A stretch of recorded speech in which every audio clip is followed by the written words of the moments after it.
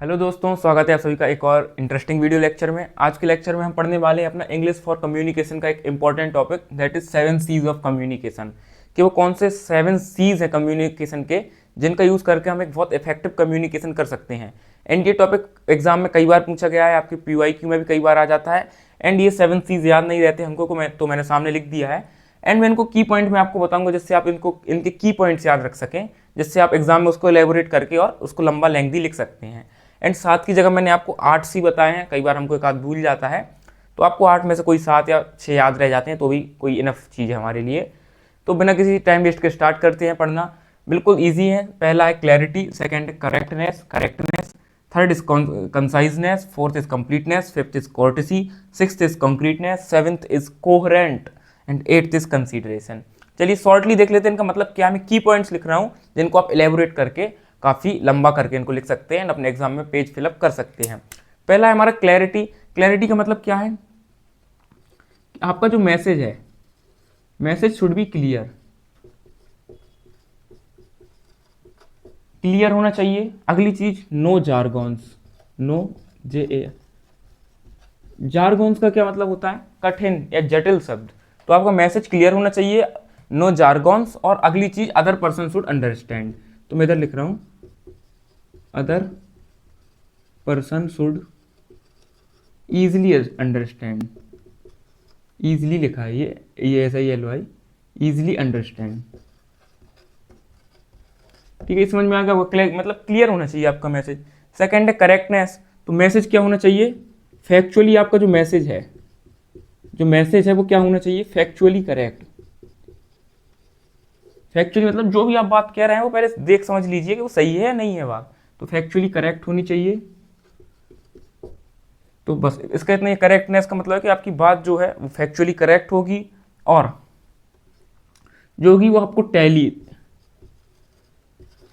का क्या मतलब है कि आपने एक बार वो देख लिया कि बात सही है कि नहीं है। तो मैसेज शुड बी टैलीड, एक बार टैलीड होना चाहिए, करेक्ट होना चाहिए और इजीली इंटरप्रेटेबल, कि अगला आदमी जो है उसको कोई भी मिसअंडरस्टैंडिंग ना हो। तो इसका मतलब क्या है करेक्टनेस का?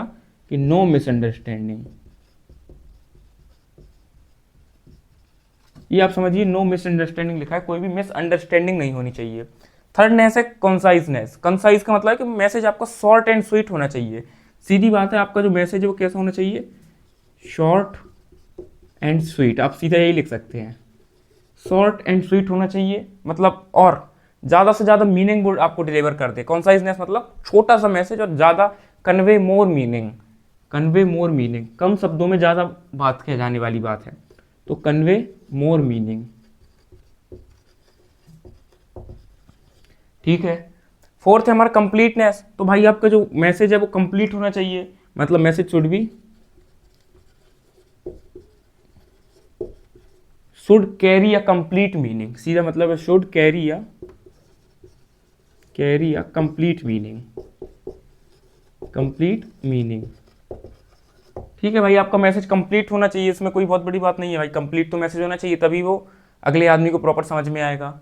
उसके बाद कोर्टेसी। कोर्टेसी का मतलब भाई प्यार से, किसी से जैसे कोई गेस्ट आया आपके घर में तो आप उसके प्रति कोर्टियस होते हैं। कोर्टियस मतलब विनम्र। तो आपको मैसेज कोर्टियस होना चाहिए, मतलब generosity. Message should be polite.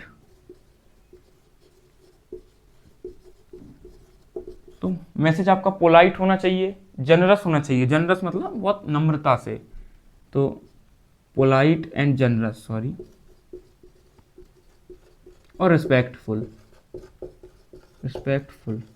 ठीक है, इनको ही आप भाई बड़ा बड़ा के जैसे ये की पॉइंट याद रखते हैं तो अपने पेपर में इनको एक्सपेंड कर सकते हैं कि message should be polite and the message should be generous to the other person and other person should feel respectful. तो आप इसको लेंथी करके लिख सकते हैं।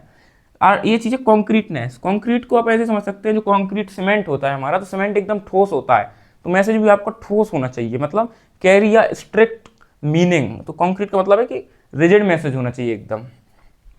तो कैरी या स्ट्रिक्ट मीनिंग, या फिर सेंस, कि भाई एक सेंस बनना चाहिए मैसेज का। बिल्कुल कॉन्क्रीट का मैं क्या कहना चाह रहा हूँ, ऐसा नहीं कि मैं बात को घुमा रहा हूँ, मुझे जो बोलना है वो चीज़ बिल्कुल क्लियरली बोलनी है। तो उसको बोलते हैं कॉन्क्रीटनेस, कि आपका मैसेज कितना कॉन्क्रीट है, कितना टू द पॉइंट है, टू द पॉइंट। ठीक। अगला आता है कोहेरेंट। कोहेरेंट मतलब आपका मैसेज स्ट्रक्चर्ड है, ऐसा नहीं कि आप एक बात कर रहे हैं कहीं की, दूसरी बात कर रहे हैं कहीं की, इन दोनों बातें मिक्स ही नहीं हो रही हैं, तो स्ट्रक्चर्ड में होनी चाहिए। मतलब आपकी कोई भी जैसे मैसेज में 2 पॉइंट्स चल रहे हैं, आप किसी 2 चीज़ों की बात कर रहे हैं, तो भाई एक लय में बात होनी चाहिए। तो कोहेरेंट मतलब है कि मैसेज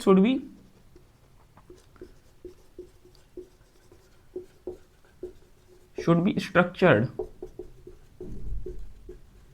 वेल, बढ़िया स्ट्रक्चर्ड वेल होना चाहिए। और क्या होना चाहिए मेन चीज कि एक दूसरे के साथ जो है वो रिलेशनशिप हो, मतलब दोनों के बीच में जो रिलेशनशिप होगी, तो रिलेशनशिप शुड बी स्ट्रांग। तो इसको रिलेशनशिप नहीं बोलूंगा, आप कुछ और भी लिख सकते हैं कि पैरेलल रिलेशनशिप होनी चाहिए। पैरेलल मतलब दोनों जो आपके मैसेज हो कोहेरेंट तरीके से चल रहे हैं। तो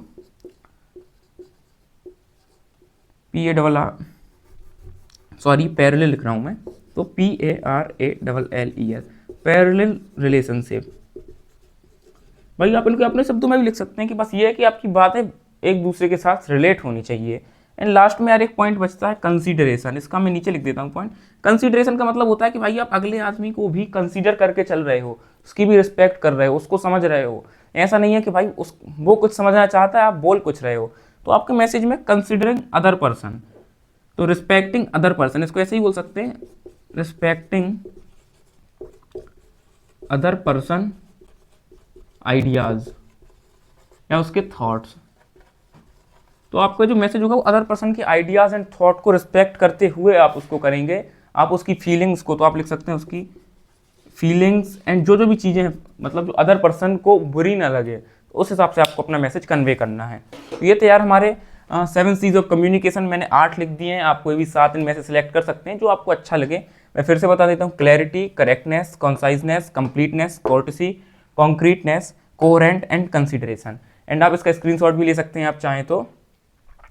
वेल आज की वीडियो में इतना ही था। एंड ये हमारा 7 C's ऑफ कम्युनिकेशन है। इसके अलावा हमने process of communication, barrier of communication, communication process, सब पे शॉर्ट वीडियो बना रखी है जिससे आप पढ़ के अपने एग्जाम में अच्छा स्कोर कर सकते हैं।